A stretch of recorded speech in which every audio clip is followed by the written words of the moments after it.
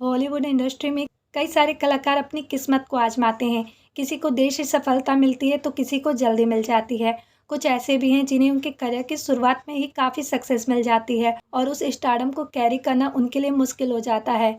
मुंबई को माया नगरी कहा जाता है और बॉलीवुड की माया के तो क्या कहने। तभी तो कई सारे कलाकार ऐसे रहे हैं जो करियर की शुरुआत में पॉपुलर होने के बाद अचानक से गायब हो गए। ऐसी ही एक एक्ट्रेस रही है मंदाकिनी। मंदाकिनी का शुरुआती जीवन 30 जुलाई 1963 को मंदाकिनी का जन्म पश्चिम उत्तर प्रदेश के नामी शहर मेरठ में हुआ था। माता पिता ने मंदाकिनी का नाम रखा था यास्मीन। इनके पिता का नाम जोसेफ था और वो एक ब्रिटिशर थे। इस तरह इनका पूरा नाम था यास्मीन जोसेफ। इनकी माँ का नाम था मुन्नी और वो एक कश्मीरी मुस्लिम थी। जोसेफ से उनकी दूसरी शादी हुई थी। खूबसूरती ने खोला फिल्म इंडस्ट्री का दरवाज़ा। चूँकि यास्मीन बहुत खूबसूरत थी तो हर कोई उन्हें देखकर यही कहता था कि ये लड़की एक दिन ज़रूर कोई हीरोइन बनेगी। लोगों से मिलने वाली इस तारीफ ने कम उम्र से ही यास्मीन को फिल्म इंडस्ट्री की तरफ अट्रैक्ट करना शुरू कर दिया था। कम उम्र से ही ये फिल्मों में हीरोइन बनने का ख्वाब देखने लगी थी।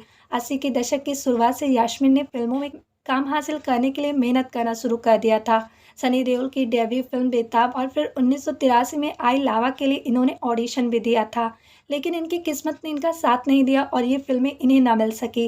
यास्मीन ने कुछ ऐसी फिल्में भी साइन की जो कभी बन ही नहीं पाई, मगर 1985 में यास्मीन को एक ऐसी फिल्म मिल गई जिसने उनको फिल्म स्टार और फिल्म इंडस्ट्री से जुड़े लोगों के बीच उठने बैठने का मौका दिला दिया। ये फिल्म थी मजलूम और यास्मीन ने इसे सन 1985 में साइन किया था। फिल्म के प्रोड्यूसर थे रंजीत विर्क और उन्हीं के साथ यास्मीन को फिल्मी पार्टियों में जाने का मौका मिलने लगा था। मेरठ की यास्मीन ऐसी बनी मंदाकिनी।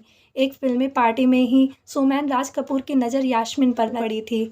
उन दिनों राज कपूर अपने छोटे बेटे राजीव को बॉलीवुड में लॉन्च करने की तैयारी कर रहे थे और राम तेरी गंगा मैली नाम की फिल्म बनाने की प्लानिंग कर रहे थे। फिल्म के लिए उन्हें एक हीरोइन की तलाश थी। यूँ तो उन्होंने डिम्पल कपाड़िया को लगभग फाइनल कर ही लिया था, मगर जब राज कपूर ने यास्मीन को देखा तो डिम्पल को अपनी फिल्मों में लेने का इरादा उन्होंने ड्रॉप कर दिया। राज कपूर ने यास्मीन को राम तेरी गंगा मैली में काम करने का ऑफर दिया, जिसे यास्मीन ने बिना देर किए स्वीकार भी कर लिया। ये राज कपूर ही थे जिन्होंने मेरठ की यास्मीन जोसेफ को उनका फिल्मी नाम मंदाकिनी दिया था, वो नाम जो अब उनकी पहचान बनने वाला था। बोल्ड सीन्स करके हो गई थी मशहूर। राम तेरी गंगा मैली में कुछ ऐसे सीन थे जो बेहद बोल्ड थे, लेकिन मंदाकिनी ने बिना किसी झिझक के वो सीन पूरे परफेक्शन के साथ शूट किए। वो सभी सीन इतने लोकप्रिय हुए कि फिल्म पूरी तरह से मंदाकिनी की फिल्म बन गई। राम तेरी गंगा मैली बहुत बड़ी हिट साबित हुई। दोबारा कभी न मिली वैसी सफलता। दूसरी तरफ राम तेरी गंगा मैली की सफलता के बाद मंदाकिनी कामयाबी के शिखर पर पहुंच गई थी। बैक टू बैक उन्होंने कई सारी फिल्में साइन की। हालांकि राम तेरी गंगा मैली जैसी कामयाबी मंदाकिनी को फिर कभी नहीं मिल पाई। पहली फिल्म के बाद इक्का दुक्का फिल्में ही ऐसी रही जिनमें मंदाकिनी के काम की तारीफ हुई, लेकिन बाकी दूसरी फिल्मों में इनके किरदार बहुत ज़्यादा दमदार नहीं रहे। मर्फी बॉय से कर ली मंदाकिनी ने शादी। अपनी फिल्मी करियर में मंदाकिनी ने लगभग 50 फिल्मों में काम किया। मंदाकिनी का करियर जब पूरे उरूज पर था तभी उन्होंने डॉक्टर कग्यूर टी रिनपोची ठाकुर से शादी कर ली थी। तिब्बती मूल के डॉक्टर ठाकुर मंदाकिनी से मिलने से पहले एक बौद्ध भिक्षु हुआ करते थे। शादी के कुछ साल बाद ही मंदाकिनी उस वक्त विवादों में आ गईं जब अंडरवर्ल्ड डॉन दाऊद इब्राहिम के साथ उनकी कुछ तस्वीरें सामने आई।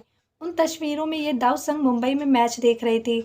ये तस्वीरें सामने आने के बाद मंदाकिनी के बारे में अफवाह उड़ने लगी। एक दौर में जवां दिल लड़कों की धड़कन रही मंदाकिनी अब बुद्धिस्ट तौर तरीके से अपनी जिंदगी गुजार रही हैं।